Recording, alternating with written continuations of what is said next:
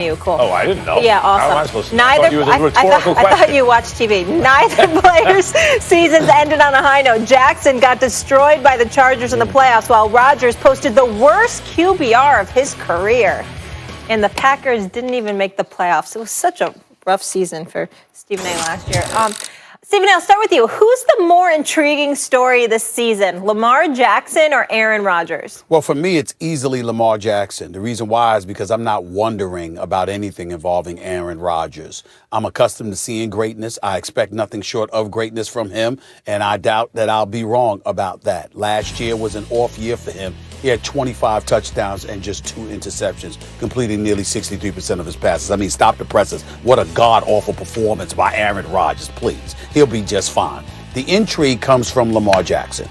Number one, because let's face reality here. We've made a lot of noise about him last year, but it was primarily because of the dual threat that he was. He's got tremendous wheels on him, and he can run the football better than some running backs, for crying out loud. He's absolutely electrifying in that regard. As a passer, he has a lot of work to do. He only completed 58% of his passes. Now, he was 6-1 as a starter, and he deserves a lot of credit for that. But he was, he only completed 58% of his passes, only threw 6 touchdowns in 7 games, for crying out loud. He didn't knock anybody's socks off. And when we saw him against the Los Angeles Chargers in the postseason, even though he finished the game 14 of 29 for 194 yards, that's completing 48% of his passes. And oh, by the way, those stats were bloated because of his performance late in the game, like in the fourth quarter.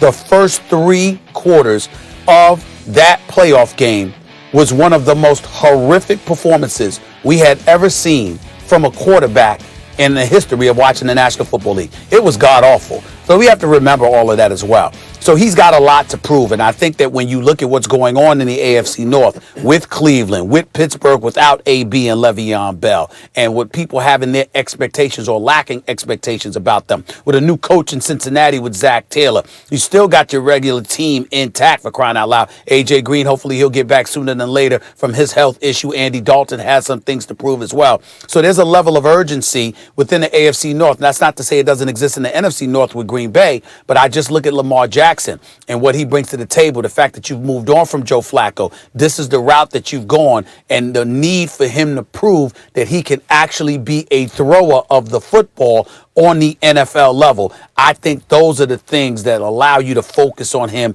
and be intrigued by him more so than the expected from Aaron Rodgers. I'm going to talk about Shakespeare and Mike Tyson, Stephen A. You know why Shakespeare? Wrote about kings and stuff, right?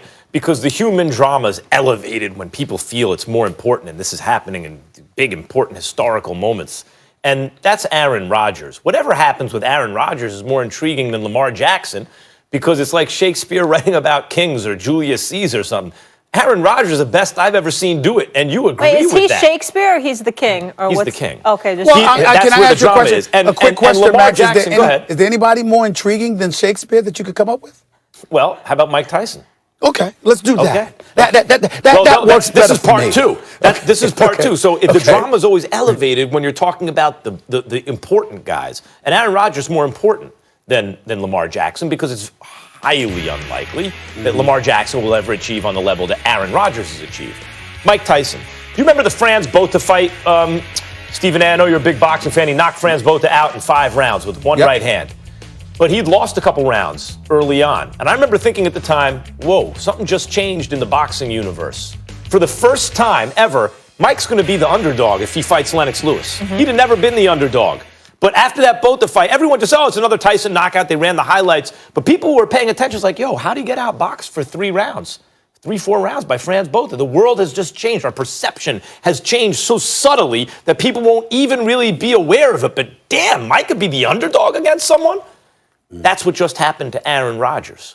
Aaron Rodgers has always existed in a world where people who are really watching go, that dude's just way better than everybody else. He's just different. Then all of a sudden you had last season. They didn't make the playoffs. He ran his coach out of town. There was an issue with the franchise. They didn't consult him enough about who's coming in, etc. And at the same time, not only did Tom Brady win yet another Super Bowl, but Patrick Mahomes showed up. And for the first time since Rodgers came on the scene, we looked at a guy and said, maybe he's the most talented guy. and he's young and ascending. And by the way, the reigning league MVP. So where does that leave Aaron Rodgers? You say, oh, we already know all about Rodgers. No, not quite. The world, in a subtle way, our perception of the football universe just shifted. We don't quite view Aaron Rodgers exactly as we did because of who he's being compared to and what happened last year, the way we viewed him a couple of years ago. And now add to that, he's with a new coach. So we got to see, hold on, Rodgers, like, you run the last guy to town, we agreed with you. It was old-fashioned offense, got it. But now you got a new guy. How's that going to work out? Are you going to miss the playoffs again? Is there going to be a problem with this coach too? Rodgers is one of the most intriguing stories in the NFL this year. Well, let me tell you why you're so wrong about this. Number one, this is not boxing. This is not tennis. This is not even basketball. This is football. A lot of times these guys don't even get to go up against one another. You can look at Patrick Mahomes and recognize his greatness and the fact that you're looking at him and saying this is a different kind of cat. And it still doesn't take anything away from what Aaron Rodgers brings to the table. Tom Brady doesn't take away from Drew Brees. Drew Brees doesn't take away from Aaron Rodgers. You look at the greatness of those individuals and you got to recognize them. That's number one. Number two, Aaron Rodgers was not a healthy individual. 2 years ago, he got his collarbone broken, if I remember correctly, by Anthony Barr in Minnesota. Game 3 or 4 during the season. Last year, he got injured again. He just played through it, but he clearly was hobbled, wasn't healthy for the last 3 quarters of the season. Now, if Aaron Rodgers were healthy, y'all, and those results transpired last year, you would have a point. But Aaron Rodgers has been injured the last 2 years. One way he couldn't even play the last 3 quarters of the season, and last year he played through it the last 3 quarters of the season. If there's anything that's intriguing, it's how is he getting along with Coach LaFleur? That's the question. How's he getting along? Are they vibing? Are you going to sit up there and call your own plays? Ignore this rookie head coach and what he said. That I understand that intrigue, but the intrigue is not about the talent and the exceptionalism about Aaron Rodgers. No, you're saying Drew Brees doesn't take away from Tom Brady. No, this is different, Stephen A. There's sometimes a guy who comes along and you put him in his own category. Like, come on, he's a different type of cat, a different animal than the others. It's one of the reasons I thought it was so interesting when LeBron lost the regular season MVP to KD. And I thought, you know, LeBron didn't win the MVP every year, but that's because they were having sympathy MVPs for other guys, the way they did with Jordan. But for the first time when KD won it, I thought, whoa, KD actually deserved that regular season MVP. And my perception of the basketball universe shifted a little bit. Like, LeBron's perch was suddenly not quite as ironclad, no doubt, as it was before. Yeah, but you just lost your argument. That's where Aaron Rodgers is right now. But you just lost your argument because even though we might talk about LeBron James and a KD or LeBron James and Kawhi, everyone recognizes they're still on a different level than almost everybody else. They're still on a different level. We got to wrap it up. But it's not, okay.